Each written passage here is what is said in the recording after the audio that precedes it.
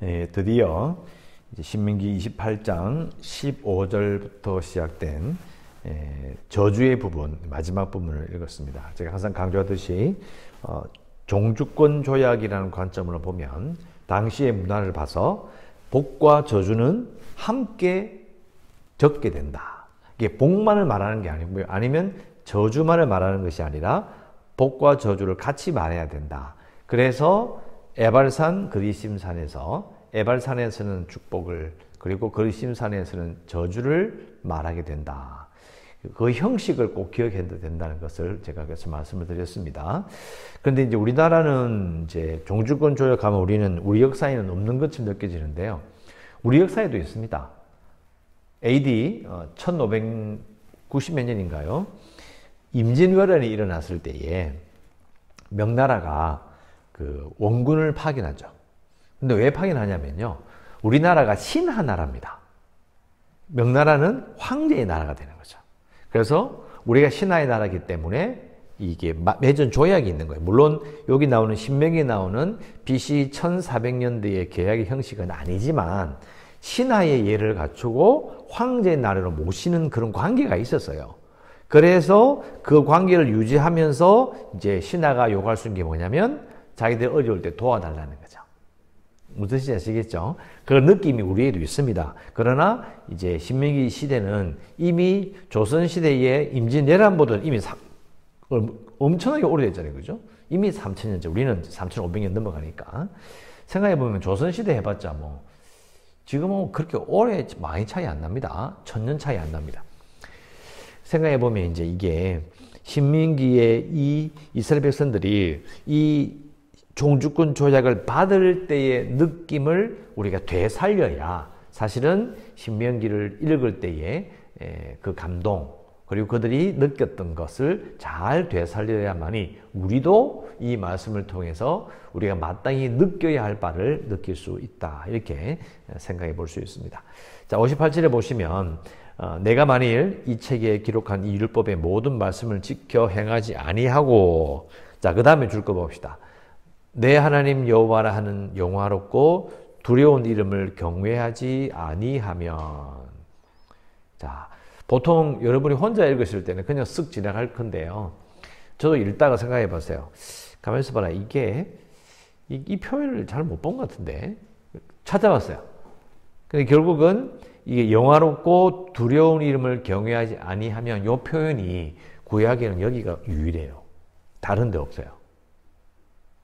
그러니까 율법의 말씀을, 그러니까 명령과 규례와 법도를 지켜 행하지 아니하면 이런 표현은 많이 나오는데 하나님의 이름을 경외하지 아니한다. 이 표현은 없다는 거예요. 우리 생각해 봐야 되는 거죠. 왜? 이 부분에 집중해야 되는 거예요. 하나님께서 왜 하나님의 이름을 두려워하지 않냐면, 자, 생각해 봅니다. 두려워한다는 게 뭘까요? 하나님의 이름을 두려워한다. 근데 여기 보면 그를 경외한다라고 우러러 보는 거예요. 근데 우리가 아까 조선시대 이야기를 했는데 명나라나 보면 이제 또 우리가 남한산성 여러분 혹시 기억나십니까? 남한산성 영화가 있었잖아요. 이병헌을 하고 나오는 게 있었는데 남한산성에 보면요. 그 왕이 그 백성들이 있잖아요. 그 명나라의 지배를 받으면서도 막 엄청나게 개깁니다. 무슨 말이냐면 조약을 맺어놨고 막 신한 나라도 머리를 이렇게 쪼아리지만 그러나 실제로는요, 너무너무 싫어해요. 두려움과, 그리고 그걸 벗어나고 싶은 마음이 공존을 하는 거죠. 근데 그 신하들 속에서도 그걸 이렇게 강대국의 힘을 두려워하는 자들이 있고, 막 섞이는 거죠. 그러니까 우리가 이 당시 사람들이 국가와 국가 간에 왕과 신하의 이런 관계를 맺었을 때에 정말 하나님을 두려워했을까? 사람은 다 똑같기 때문에요. 생각보다는 두려워하지 않을 수 있어요. 우습게 생각할 수 있다니까요. 자, 여기도 설명해 보겠습니다. 자, 우리가 어딜 갔어요. 어딜 가면 똑같은 자리에 앉아가지고 막 있다 왔는데도요. 야, 너 그거 봤어? 이러면요. 내가 못 봤는데. 이런 사람 있어요, 없어요? 뭐 있잖아요. 우리 수업 시간에 똑같이 공부해도 다 잘합니까? 꼭 딴 생각하는 놈 있어요. 그죠? 신경 안 쓴다니까요. 본인이 신경 안 쓰면 아무 소용 없어요. 그러니까 조약을 맺어도요. 하나님이 이런 분이시다. 이 명령이 이거다. 두려워해도 조심해야 해도요. 자기가 신경 안 쓰면 아무것도. 자, 제가 이렇게 설명하는 이유는 이렇게 지켜 행하라. 행하지 않으면 큰일 난다. 하나님의 이름을 경외한다. 이렇게 이야기해도요. 이스라엘 백성들 역사를 보면 안 지켜요. 하나님을 두려워하지 않아요. 경외, 두려워하여 우러러보지 않아요. 자, 결국 무슨 말이에요? 하나님께 주의해야 돼요. 저게 뭘까? 이렇게 봐야 돼요. 똑같이 말씀을 들어도요. 하나님을 두려워한다라는 그 말을 들어도 주의하지 않으면 경외해야 될지를 모른다는 거예요. 자, 이렇게 말하는 이유는 이스라엘 백성들의 이 만국의 역사를 읽어보면요. 이 말씀을 읽으면 정말 뼈 아픈 거예요. 도대체 뭐 했냐는 느낌이 확 드는 거죠. 여러분, 우리가 신앙생활을 한다는 것은 신명기의 느낌을 여러분 절대로 잊어버리면 안 됩니다. 기독교 역사를 보면요. 이게 히브리어로 기록되고 라틴어로 기록되는 과정에서 사실 초대교회 성도들이나 초대교회 지도자들이요. 이 구약을 잘 몰라요. 알 수가 없어요. 왜냐면 예수님의 말씀을 받을 때는 헬라어를 썼거든요. 그러니까 구약의 역사를 몰라요. 그러니까 이제 그 기독교 역사를 보면 이 구약을 우습게 생각하는 그런 흐름이 있었어요. 그러나 시간이 지나면서 알게 된 것은 신약과 구약은 분리되지 않아요. 그러니까 우리도 마찬가지. 신약만 읽으면은 신명기의 이런 부분을 엄중한 부분을 놓치는 거예요. 요거 잊지 마세요. 신명기가 다 끝나가니까 제가 한 번 더 말씀드리는 거예요. 이 58절의 이 조건을 꼭 기억하셔야 돼요. 자, 59절 여호와께서 내 재앙과 내 자손의 재앙을 극렬하게 하실 것이고 그 재앙이 크고 오래고 그 질병이 중하고 오래일 것이다. 60절 여호와께서 내가 두려워하던 애굽의 모든 질병을 내게로 가져다가 내 몸에 들어붙게 하실 것이다. 자, 애굽의 질병이란 말이 참 이게 무서운 말이에요. 아, 애굽에는 무서운 병이 있구나. 그게 아니고요. 이게 이스라엘 백성들 출애굽 1세대가 이집트에서 뭘 봤어요? 10가지 재앙을 봤잖아요. 그러니까 10가지 재앙이 일어나는데 무슨 독종 생기고 그랬잖아요. 막 벌레 붙고 이게 뭐야 이게 아니고요. 그 당시 사람들에게는 10가지 재앙이 이집트의 10가지 신을 박살낸 거예요. 10가지 신, 나일강을 붉게 물들어 버린 거. 나일강이 신이에요, 신. 그걸 박살내는 하나님의 위대하심이에요. 그 당시에 초강대국이었던 이집트의 10가지 신을 하나님이 박살내십니다. 그러니까 그 하나님이 조상들에게 들었던 이집트에 일어났던 그 질병 있잖아요. 이상한 병들. 그걸 우리에게 똑같이 임하게 하신다. 아이고 무서워라. 이거예요. 그걸 너희들이 기억해라. 이거예요. 하나님의 권위를 기억해라. 62절 너희가 하늘의 별같이 많을지라도 내 하나님 여호와의 말씀을 청종하지 아니하므로 남는 자가 얼마 되지 못할 것이다. 급격한 인구 감소를 경험한다. 실제로 망했을 때에 바벨론으로 잡혀갔다가 그곳에서 번성하긴 해요. 근데 돌아온 자는요 4만 명 조금밖에 안 넘어요. 숫자가 정말 작은 거예요. 그게 나라가 될 수가 없어요. 4만 명으로 무슨 나라를 만들어요. 그러니까 하나님 말씀 그대로 이루어지는 거죠. 약속을 지키지 않으면 너희들은 급격한 인구 감소를 경험하여 남는 자가 얼마 되지 못할 것이다. 63절 여호와께서 너희에게 선을 행하시고 너희를 번성하게 하시기를 기뻐하시던 같이 이제는 여호와께서 너희를 멸망하게 하시며 멸하시기를 기뻐하실 것이다. 그래서 너희가 들어가 차지할 땅에서 뽑혀버릴 것이다. 자, 63절에 오해를 받을 수 있어요. 왜냐하면 하나님께서 선을 행하시고 너희를 번성케 하시기를 기뻐하신다. 이거는 쉽게 받아들여져요. 그런데 여호와께서 너희를 망하게 하시며 멸하시기도 기뻐하신다. 이게 무슨 말일까요? 아까 말씀드렸잖아요. 복과 저주를 같이 기록해요. 이 당시에 조약법이에요. 그러니까 조약을 지키면 선을 행해 주실 것이고 조약을 지키지 않으면 벌을 내린다. 복과 저주가 동시에 기록되는 거예요. 그리고 64절 여호와께서 너를 땅 이 끝에서 저 끝까지 만민 중에 흩어버릴 것이다. 조상들이 알지 못하던 목석 우상을 섬길 것이다. 이것도 그대로 이루어지죠. 65절 여러 민족 중에서 내가 평안함을 얻지 못하며 내 발바닥이 쉴 곳도 얻지 못하고 여호와께서 거기에서 내 마음을 떨게 하고 눈을 쇠하게 하고 정신을 산란하게 하실 것이다. 66절 내 생명이 위험에 처하고 주야로 두려워하며 내 생명을 확신할 수 없을 것이다. 이거 비참하지 않습니까? 하루하루의 삶을 정착하여 살아갈 수 없는 고통을 말합니다. 67절 내 마음의 두려움과 눈이 보는 것으로 말미암아 아침에는 이르기를 아하 저녁이 되었으면 좋겠다. 저녁에는 아하 아침이 되었으면 좋겠다. 왜요? 빨리 시간이 지나갔으면 좋겠다. 너무너무 힘든 거예요. 고통스러워서. 마지막 68절 여호와께서 너를 배에 싣고 전에 내게 말씀하여 이르시기를 내가 다시는 그 길을 보지 아니라 하시던 그 길로 너를 애굽으로 끌어가실 것이라. 자, 다시는 애굽으로 돌아가지 않게 하겠다 이 말은요. 종살이는 다시는 시키지 않겠다 이 말이에요. 왜냐하면 애굽에서 종이었다. 이집트에서 종살이에서 탈출했으면요. 다시 이집트로 돌아가면 뭐가 되죠? 종이 되는 거예요. 다시 그런 일이 또 일어난다는 거죠. 그래 갔더니 너희가 너희 몸을 적군에게 남녀 종으로 팔려하나 너희를 살 자가 없으리라. 자, 자기가 자기를 팔려고 하는 거예요. 왜 그럴까요? 처지가 너무 딱한 거예요. 부쳐먹을 데가 없어. 살 방법이 없어. 그러니까 저요, 나를 종으로 내가 나를 종으로 팔고 싶어요. 근데 아무도 안 사. 왜? 너무 수척한 거예요. 너무 빼자말로 고생해가지고요. 살 생각이 이거 뭐 데려가가 일이나 시키겠나? 잘못하면 송장 치겠다 이거예요.